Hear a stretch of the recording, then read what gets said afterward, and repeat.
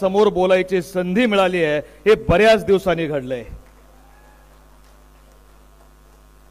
महाराष्ट्र दिल्ली समोर कधी झुकत नाही हे ज्या राजानं या महाराष्ट्राच्या मातीमध्ये ठणकावून सांगितलं आणि 12 बलुतेदार 18 पगड जातीच्या मावळ्यांना सोबत घेऊन या मातीमध्ये स्वराज्य उभं केलं, ते स्वराज्याचे संस्थापक छत्रपती शिवाजी महाराज। आम्ही चुकून मुंगीच्या वाटेला सुद्धा जात नाही, पण आमच्या वाटेला जर कोणी आलं तर आम्ही सिंहाचे दात मोजायला सुद्धा घाबरत नाही हे दाखवून देणारा सर्वोत्तम राजा छत्रपती संभाजी महाराज। या मातीमधल्या शेतकऱ्यांनी पुढे यावं, या मातीमधल्या बहुजनांनी शिकावं, कष्टकऱ्यांनी शिकावं म्हणून ज्या युगपुरुषानं या मातीमध्ये गोरगरिबाच्या दारापर्यंत शिक्षण नेलं ते शिक्षणाचे जनक राष्ट्रपिता महात्मा ज्योतिराव फुले। समाजामध्ये मागे राहिलेला, वंचित राहिलेला त्या प्रत्येकाला आरक्षणाच्या माध्यमातून ज्यांनी न्याय मिळवून दिला ते आरक्षणाचे जनक राजर्षी छत्रपती शाहू महाराज। मी प्रथमता आणि अंतिमता भारतीय आहे आणि भारतीयच राहणार असं म्हणत ज्या युगपुरुषानं भगवे, हिरवे, निळे, पिवळे असे सगळे झेंडे बाजूला सारत तिरंग्याला सर्वोच्च स्थान दिलं ते भारताचे महान सुपुत्र विश्वरत्न डॉक्टर बाबासाहेब आंबेडकर। राष्ट्रमाता राजमाता मासाहेब जिजाऊ आज ज्यांची जयंती आहे त्या स्त्री शिक्षणाच्या जनक क्रांतिज्योती सावित्रीबाई फुले। 28 वर्ष पांढऱ्या गोंगडीवर बसून लोककल्याणाचं राज्य ज्यांनी साकारलं त्या लोकमाता अहिल्यादेवी होळकर, महामाता रमाबाई आंबेडकर, पहिल्या मुस्लिम स्त्री शिक्षिका फातिमा बीबी शेख यांच्यासह तमाम महापुरुषांना, युगपुरुषांना आणि महामातांना वंदन करून महाराष्ट्रातल्या सर्व संत परंपरेला तुम्हा सर्वांच्या टाळ्यांच्या प्रचंड गजरामध्ये प्रथमतः विनम्र अभिवादन करतो। आजच्या शिर्डीच्या राष्ट्रवादीच्या या अधिवेशनाच्या निमित्तानं खरं तर वक्ता म्हणून राज्यभरामध्ये देशभरामध्ये बोलण्याची अनेकदा संधी मिळते, देशभरामध्ये भाषणांकरता गेलोय, पण आजच्या कार्यक्रमाचं माझ्या दृष्टीने सर्वात मोठं वैशिष्ट्य असं आहे की कधी वक्ते समोर हजारो असतात, कधी वक्ते समोर शेकडोच्या संख्येनं बसलेले असतात, पण आज खऱ्या अभिमानाची गोष्ट अशी आहे की आज माझ्या समोर बसलेले एक पितृतुल्य असा श्रोता म्हणजे करोडोंच्या ताकदीचा आहे आणि ज्यांच्यामध्ये तुमच्या आमच्या प्रत्येकाचा जीव आहे असे लोकनेते पद्मविभूषण शरदचंद्रजी पवार साहेब।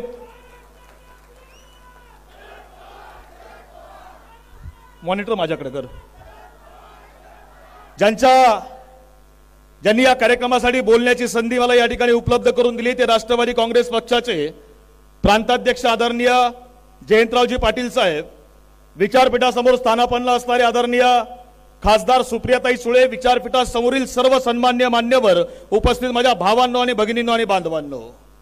खरं तर राष्ट्रवादी काँग्रेसचे अधिवेशन अनेक झाले असतील, तुम्ही सर्व त्या अधिवेशनाचे साक्षीदार सुद्धा असाल, पण हे अधिवेशन आज सर्वार्थानं वेगळं आहे आणि हे सर्वार्थानं वेगळं काय आहे हे मी तुम्हाला सांगायची आवश्यकता नाही आहे। हे तुम्हाला, मला आणि संपूर्ण महाराष्ट्राला माहिती आहे की तुम्ही आम्ही जाणून आहोत। तुम्हाला आम्हाला माहिती आहे की चापकाच्या तालावर आणि हंटरच्या जोरावर सर्कशी मधल्या प्राण्यांना इकडून तिकडे उड्या मारताना तुम्ही आम्ही सगळ्यांनी बघितलंय, पण ईडीच्या तालावर आणि सीबीआयच्या दहशतीवर माणसांना इकडून तिकडे उड्या मारताना हा महाराष्ट्र पहिल्यांदा बघतोय। आणि अशा परिस्थितीमध्ये महाराष्ट्रामध्ये शिर्डीमध्ये होणार आहे राष्ट्रवादी काँग्रेस पक्षाचं अधिवेशन आणि या अधिवेशनाच्या माध्यमातून इथल्या प्रत्येक कार्यकर्त्यानं जाताना काहीतरी आपल्या मनामध्ये संकल्प घेऊन जावा, जाताना काहीतरी विचार घेऊन जावा आणि त्याच करता खऱ्या अर्थानं शिवराय फुले शाहू आंबेडकरांचा विचार हा तुमच्या आमच्यापर्यंत गेला पाहिजे आणि त्याकरता खऱ्या अर्थाने अधिवेशन आहे। कारण मी विचाराचा एक कार्यकर्ता एका गावात तयार झाला तर तो गाव बदलू शकतो, या मनुवादी किंवा इथल्या या त्रासदायक यंत्रणेला थांबवू शकतो। याची कित्येक उदाहरणं महाराष्ट्रामध्ये आहेत। मी तुम्हाला मागच्या आठवड्यामध्ये महाराष्ट्रामध्ये घडलेली घटना सांगतो, कदाचित तुम्ही अनुभवली असेल, माहित आहे का नाही मला माहित नाही, माहित नसेल तर समजून घ्या।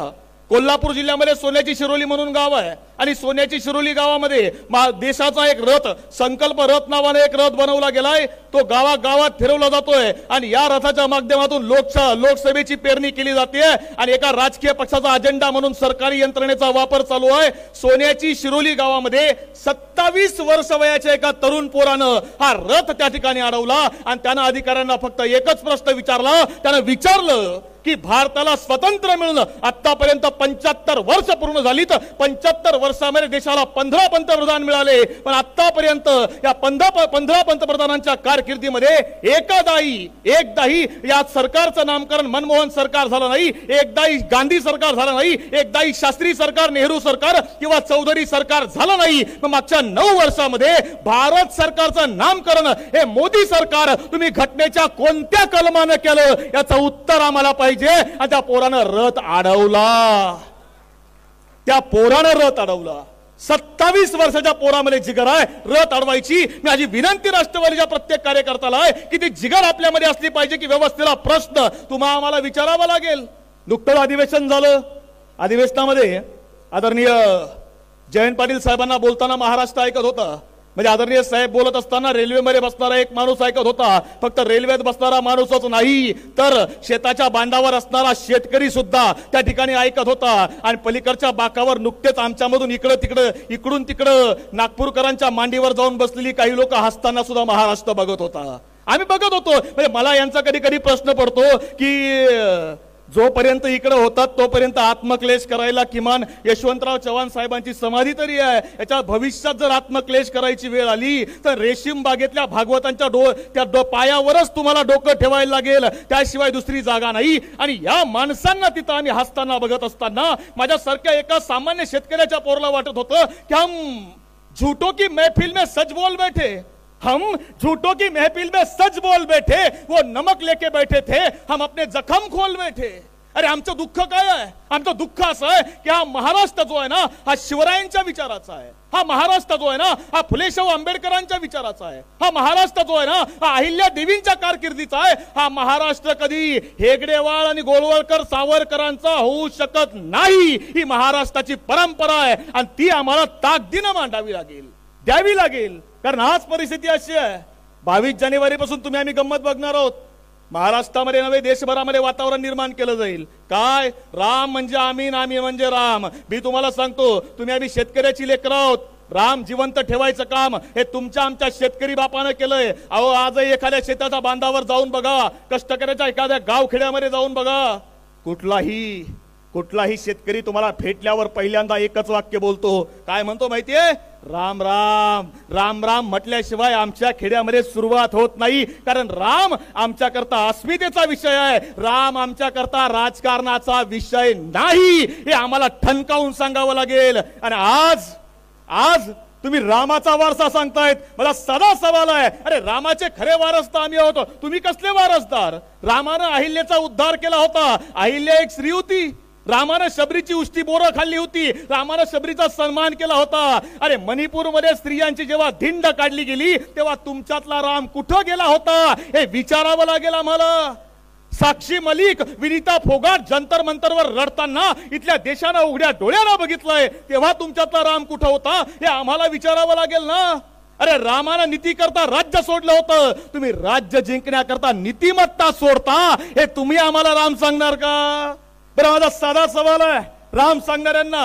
रामानं जेव्हा रावणाला मारलं ना, रावणाला मारल्यानंतर रामानं आपल्या भावाला लक्ष्मणाला सांगितलं की लक्ष्मणा रावणाजवळ जा, रावणाच्या पायाजवळ उभा राहा. रावण हा महापंडित आहे, विद्वान आहे, त्यानं जगातली काही तत्व तो तुला सांगेल, तू त्याच्या पायाजवळ जाऊन उभा राहा. लक्ष्मणाने विचारलं प्रभू श्रीरामचंद्रांना की दादा रावण हा आपला शत्रू आहे, हा आपला विरोधक आहे, त्यानं आपल्या विरोधात काम केलंय, आपण रावणाजवळ कसं जावं? त्यावेळी राम सांगतोय की रावण जरी आपला विरोधक असला तरी त्याच्यामध्ये नितो महापंडित आहे, महाविद्वान आहे, त्याच्या विचाराची आपण कदर करायला हवी. कोण सांगतंय? राम सांगतंय. रामाचं नाव घेऊन राजकारण करणाऱ्यांनी काय केलं? अरे यांनी संसदेमध्ये प्रश्न विचारले म्हणून विरोधामध्ये असणाऱ्या 146 खासदारांना निलंबित करून टाकलं. तुम्ही आम्हाला काय राम सांगणार आहेत? तुम्ही आम्हाला काय राम सांगणार? आणि हे देशातल्या शेवटल्या माणसापर्यंत तुम्हा आम्हाला न्यावं लागेल. सामान्य तरुणापर्यंत न्यावा लागेल आणि सगळ्यात महत्वाची गोष्ट सुशिक्षित वर्गापर्यंत हे तुम्हा आम्हाला मांडावं लागेल। कारण अफसोस इस बात का नहीं कि धर्म का धंधा हो रहा है, अफसोस इस बात का नहीं कि धर्म का धंधा हो रहा है, अफसोस इस बात का है कि पढ़ा लिखा अंधा हो रहा है। अहो आपल्याला त्यांना सांगायला लागेल ना, आपल्याला न्यावं लागेल। महाराष्ट्रातल्या शिवस्मारकाचं काय झालं? 24 सप्टेंबर 2016 ला मुंबईमध्ये देशाचे पंतप्रधान आदरणीय नरेंद्रजी मोदी साहेब, महाराष्ट्राचे तत्कालीन मुख्यमंत्री फडणवीस साहेब आणि तेव्हाचे राज्यपाल विद्यासागर राव यांनी अरबी समुद्रामध्ये शिवस्मारकाचं भूमिपूजन केलं आणि घोषणा केली होती की 2021 पर्यंत शिवस्मारक उभं राहील। आमचा प्रश्न आहे 2024 उगवलं, शिवस्मारक कुठं आहे? हे प्रश्न आपल्याला विचारावे लागतील, द्यावे लागतील आपल्याला। कारण आज प्रत्येक जण अडचणीमध्ये आहे, बँकेतला माणूस अडचणीमध्ये आहे, शेतकरी अडचणीमध्ये आहे, कष्टकरी अडचणीमध्ये आहे, महिलांवर अत्याचार वाढलेत। काल परवा मी वाशिमला व्याख्यानाला होतो, वाशिम मधून येताना गाडीला डिझेल मिळायला तयार नाही, गाडी लांबच लांब रांगा लागलेल्या। मी त्या ड्रायव्हरला विचारलं, अरे संप कशा करता चालू आहे? तो म्हटला काही नाही, एखाद्या ड्रायव्हरनं जर अपघात केला आणि अपघात स्थळावरून जर ड्रायव्हर पळून गेला तर त्या ड्रायव्हरला 10 वर्षाची शिक्षा आणि 7 लाखाचा दंड आहे। मी मनातल्या मनात विचार केला की अपघात स्थळावरून ड्रायव्हर जर पळून गेला तर 10 लाखाचा दंड, 10 वर्षाची शिक्षा आणि 7 लाखाचा दंड आहे। अरे आमच्या पवार साहेबाच्या नावावर निवडून आलेले इकडून तिकडे पळून गेले, त्यांना किती दंड आणि शिक्षा लावली पाहिजे याचाही विचार करावा लागेल ना, याचाही चिंतन करावं लागेल। कारण आज परिस्थिती अशी आहे, कोणी म्हणतंय काय काय डोंगर आहे, काय हाटीला आहे, गुवाहाटी मार्गे गोव्यात गेलेत तुम्ही, पण कधी काय शेतकरी आहे, काय कष्टकरी आहे याचा कधी विचार महाराष्ट्रामध्ये केला? एवढ्या वर्षामध्ये मी शेतकऱ्याचा पोरगा आहे साहेब, कष्टकऱ्याचा पोरगा आहे, कांदा उत्पादक शेतकऱ्याचे आम्ही लेकर आहोत। आज आमच्या बापाची अवस्था काय आहे हे आम्हाला माहिती आहे। एका डोळ्यामध्ये आज सुरू आहे, बाप घरात जेवत नाही साहेब, अशी परिस्थिती आहे। मी पलीकडून आज त्या जळगाव मधून व्याख्यानाला इकडून येत असताना, इथं येताना साहेब गावागावातल्या अनेक गावांच्या बाहेर आपले बोर्ड बघितले, काय पक्ष नाही, संघटना नाही, शेतकऱ्यांनी लावलेत, साहेबांचा फोटो आहे आणि खाली लिहिलंय, साहेब या देशाला आणि शेतकऱ्याला पुन्हा एकदा तुमची गरज आहे, कारण इथली व्यवस्था आमचा बळी घेतल्याशिवाय राहणार नाही। ही गावागावामधली अवस्था आहे। यांनी शेतकऱ्याचा विचार कोणी करायला तयार नाही। मागच्या आठवड्यामध्ये प्रवास करताना माझा एक मित्र मला म्हटला, सोबत होता गाडीमध्ये, मला म्हटला तुम्ही IPL बघता का? मी म्हटलं नाही बाबा, काही वेळ मिळत नाही, कधी IPL बघत नाही। अहो म्हटले IPL बघा चला, ऑस्ट्रेलियाचा मायकेल स्टार्क नावाचा खेळाडू, त्या मायकेल स्टार्कला 25 करोड रुपयात विकत घेतला। म्हटले 25 करोड रुपयात? मी काही लक्ष दिलं नाही, म्हटलं ठीक आहे। त्याला असं वाटलं की मला 25 करोड म्हणजे काही समजलं नसेल, त्यानं पुन्हा सांगितलं, अहो 25 करोड, 25 खोके खोके। मी त्याला म्हटलं अरे कोण कुठला ऑस्ट्रेलियाचा मायकेल स्टार्क? तो तिथून इथं आला आणि 25 खोक्यात विकला गेला। अरे आमच्याकडे 50-50 खोक्यात विकले गेलेले महाराष्ट्रानं उघड्या डोळ्यानं बघितले तर तुझी 25ची अगरबत्ती कुठं लावतो? कुठं लावायची ती अगरबत्ती? कारण काय आहे आणि ही आम्हाला महाराष्ट्र काय शिकवणार? बरं राज्यात एक नेता तर असा नेता आहे की ज्याला कुठल्याही प्रश्नाचं उत्तर नाही सापडलं ना, याचं उत्तर एकच असतं, याच्या मागे पवार साहेबांचा हात आहे, नागपूरकर। काहीच नाही, काही नाही झालं ना की पवार साहेबांचं नाव घ्यायचं। मग मी पक्षाचा अधिकृत पदाधिकारी नाही, मी सामाजिक चळवळीमधला कार्यकर्ता आहे। पण मला एक गोष्ट जी जाणवते ना की साहेबांनी काय केलंय, अरे आज नाही, एक नाही, 2 नाही, 3 नाही, तब्बल 50 वर्ष साहेब सह्याद्री सारखे महाराष्ट्रासोबत, इथल्या शेतकऱ्यासोबत, कष्टकऱ्यासोबत ठामपणे उभे आहेत। हे आमच्या बापानं बघितलंय। मगाशी त्या खान मॅडम सांगत होत्या ना, पुण्यामध्ये दंगल घडवून आणली, त्या महबूबला ठार केलं गेलं। अरे ज्या पुण्यामध्ये दंगली तुम्ही घडवल्यात ना, त्या पुण्यामध्ये साहेबांनी कधी धर्माच्या नावावर राजकारण केलं नाही। साहेबांनी हिंजवडीमध्ये IT पार्क उभं केलं आणि लाखो पोरांना रोजगार दिला, रोजगार मिळवून दिला। या मातीमध्ये IT आणली, या मातीमध्ये कम्प्युटर आणला, कृषी धोरण आणलं। तुम्ही ज्या नेत्यांचे नाव घेऊन मोठं होतात ना, ते नेते त्यांच्या राज्यामध्ये जेवढे बस स्टँड उभे करू शकले नाहीत ना, त्यापेक्षा जास्त MIDC साहेबांनी महाराष्ट्रामध्ये उभ्या करून दाखवल्या। तुम्ही कोणाचं नाव घेताय? तुम्ही कोणाचं नाव घेता? पण नाही, म्हणजे आता परिस्थिती अशी आहे, माझं कुटुंब जर मला वाढवायचं असेल, साधा प्रश्न आहे, माझं कुटुंब मला वाढवायचं असेल फक्त मी लग्न केलं पाहिजे, आपली पोरं आपण जन्माला घातली पाहिजेत, आपली पोरं आपण वाढवली पाहिजे, आपला कुटुंब कबिला आपण मोठा केला पाहिजे, पण या समोरच्या पक्षाचं तसं नाही आहे. म्हणजे दुसऱ्याची पोरं आपल्या मांडीवर घ्यायची आणि आपल्या मांडीवर घेऊन आपलीच पोरं आहेत अशी दाखवायची. म्हणजे शिवसेनेची ओढ, राष्ट्रवादीची ओढ, याची ओढ, त्याची ओढ. अरे तुमचा पक्ष आहे, तुम्ही वाढवा. पूर्वी 4थीच्या पुस्तकामध्ये एक धडा होता, त्या धड्याचं नाव काय होतं माहितीये का तुम्हाला? लाकूड तोड्या नावाचा धडा होता. आता इथून पुढच्या काळात जर पुन्हा पुस्तक लिहायची वेळ आली तर कदाचित एक धडा येऊ शकतो. त्या धड्याचं नाव आहे पक्ष तोड्या. हा पक्ष तोड्या नेता जो आहे हा राज्यभर महाराष्ट्रभर फिरतोय. पण मी तुम्हाला सांगतो, आज शेतकऱ्यांकरता, कष्टकऱ्यांकरता राष्ट्रवादीच्या प्रत्येक कार्यकर्त्याला उभं राहावं लागेल. कारण परिस्थिती अशी आहे, यांनी कांदा अफगाणिस्तान मधून आणला, यांनी तूर मोझंबिक मधून आणली, यांनी टोमॅटो नेपाळ मधून मागवला आणि हे मतदान मागायला आमच्यापर्यंत येणार.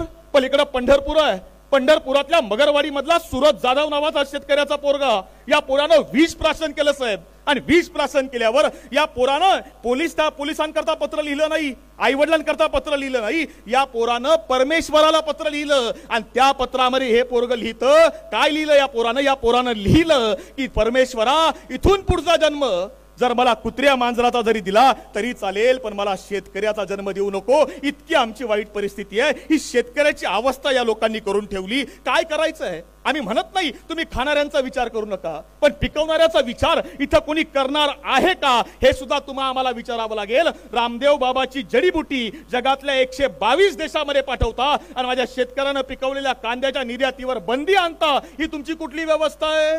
हा कुठला न्याय आहे? हे आम्हाला विचारावं लागेल. आणि म्हणून कधीतरी मी सगळ्या राष्ट्रवादीच्या पदाधिकाऱ्यांना सांगतो, काळ संघर्षाचा आहे, परिस्थिती संघर्षाची जरी असली तरी आपला वारसा लोकनेते शरद पवार साहेबांचा आहे. आणि त्यामुळे तितक्याच ताकदीनं तुम्हाला आणि आम्हाला लढावं लागेल. शेतकऱ्याकरता, कष्टकऱ्याकरता उभं राहावं लागेल. आणि त्याच करता परिस्थिती जेवढी तिखट तेवढाच राष्ट्रवादी काँग्रेसचा कार्यकर्ता बिकट आणि तिखट परिस्थितीने झुंजेल, लढेल. हा विचार आणि विश्वास खऱ्या अर्थाने या ठिकाणी देतो. कारण मी घड्याळाला मानणारा कार्यकर्ता आहे. कोणी वेळ पाळली नसली तरी मी माझी वेळ पाळणार आहे. त्यामुळे थांबतो, पण जाता जाता अगदी 2 मिनिटं तुमचे घेतो.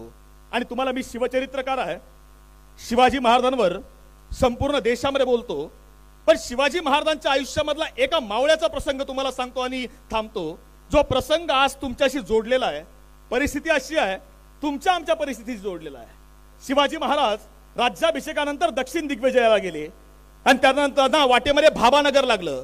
कुतुबशाह शिवाजी महाराजांच्या भेटीला आला, त्यानं शिवाजी महाराजांना सोबत नेलं. कुतुबशाह सोबत शिवाजी महाराजांची मैत्री आहे. आणि बघता बघता शिवाजी महाराजांना त्यांना आपले संपत्ती दाखवायला सुरुवात केली आहे. आपलं अश्वदल दाखवलं, रत्नशाळा दाखवली, वेगवेगळ्या घोड्यांची पैदास तिथं होत होती, वेगवेगळी रत्न तिथं तयार होत होती, संपत्ती सगळी दाखवली. आणि सगळ्यात शेवटी कुतुबशाहनं त्या शिवाजी महाराजांना आपल्या हत्तीशाळेमध्ये आणलं. मोठे मोठे हत्ती दाखवायला सुरुवात केली आहे. आणि शिवाजी महाराज त्या हत्तीकडे बघतायत. आणि तसं कुतुबशाहनं शिवाजी महाराजांना विचारलं, महाराज तुमच्याकडे आहेत का असले हत्ती? आणि त्यावेळी शिवाजी महाराजांनी सांगितलं, नाही, आमच्याकडे असले हत्ती नाहीत. आता त्याला कसं सांगावं की आमच्या सह्याद्रीच्या पर्वताच्या भागात अशी हत्ती चालत नाहीत म्हणून. पण शिवाजी महाराज म्हणते, नाही, आमच्याकडे नाहीत असली हत्ती. आणि शिवाजी महाराजांना पुन्हा विचारतोय, महाराज असले हत्ती पाहिजे होते. आणि त्यावेळी शिवाजी महाराज सांगतायत, आमच्याकडे असले हत्ती नाहीत, पण माझ्याकडे हत्तीसारखी माणसं जरूर आहेत.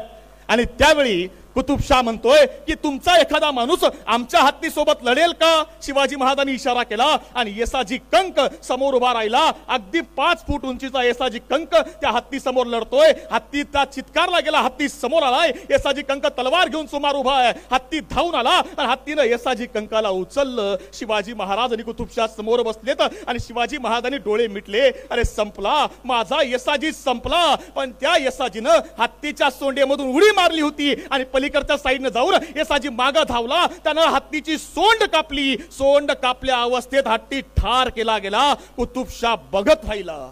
या खुदा, हाती मारणारा क्या इंसान आहे? आणि कुतुबशाह समोर आला आणि कुतुबशाहनं आपल्या गळ्यातला नवरत्नाचा हार काढला, येसाजी कंकाच्या गळ्यात घातला. आणि तसं येसाजीनं काय करावं, येसाजीनं तो हार घेतला, कुतुबशाहला परत दिला, महाराजांना मुजरा केला. आणि कुतुबशाह सांगतोय, और कुछ चाहिए क्या? अरे तुमने हाथी मारा है, ये इनाम है, नवरत्नों का हार रख लो, तुम्हें और कुछ चाहिए होगा तो बोलो. आणि कुतुबशाला आहे येसाजी सांगतोय अजिबात नाही. नवरत्नाचा हार, जहागिरी, वतन, पद काहीच नको. का? कारण आमचा सन्मान करायला आमचे महाराज सक्षम आहेत, समर्थ आहेत. आणि आज तीच परिस्थिती आहे. मी राष्ट्रवादीच्या प्रत्येक कार्यकर्त्याला एवढंच सांगेल की कोणी पदाची लालसा दाखवेल, कोणी सत्तेची लालसा दाखवेल, कोणी निधीची लालसा दाखवेल, आपल्याला एकच सांगायचंय, आमचा सन्मान करायला, आम्हाला पद द्यायला, आमच्या पाठीशी उभं राहायला आमचे साहेब सक्षम आहेत. एवढं आपण आवर्जून सांगाल आणि तरच खऱ्या अर्थानं तुमचं आमचं नाव इतिहासामध्ये कोरलं जाईल. आणि त्याच करता एक शाहीर असं म्हणतो की एक तालाब के किनारे एक इमारत को लग गई आग. एक तालाब के किनारे एक इमारत को लग गई आग, मच गई भागम भाग. कुछ लोगों ने आग पर पानी डाला, कुछ लोगों ने आग पर पानी डाला, कुछ लोगों ने आग में घिरे लोगों को बाहर निकाला. सभी ने वो किया जो था जिसकी पहुंच में, सभी ने वो किया जो था जिसकी पहुंच में. एक चिड़िया भी डाल रही थी पानी भरकर अपनी चोंच में. तब पेड़ पर बैठा कौवा बोला, चिड़िया रानी तू सुई की नोक से पहाड़ खोद रही है. तेरी चोंच में जितना पानी आएगा उससे आग का एक शोला भी नहीं बुझ पाएगा. तब चिड़िया ने दिया जवाब, एकदम लाजवाब. चिड़िया बोली, मेरे भाई मैं तेरी बात को मानती हूं, मेरे भाई मैं तेरी बात को मानती हूं. अपने चोंच में भरी पानी की क्षमता भी पहचानती हूं. अरे मैं तो बस इतना जानती हूं कि जिस दिन इस घटना का इतिहास लिखा जाएगा, हमारा नाम आग लगाने वालों में नहीं, आग बुझाने वालों में लिखा जाएगा. जय हिंद, जय महाराष्ट्र. धन्यवाद.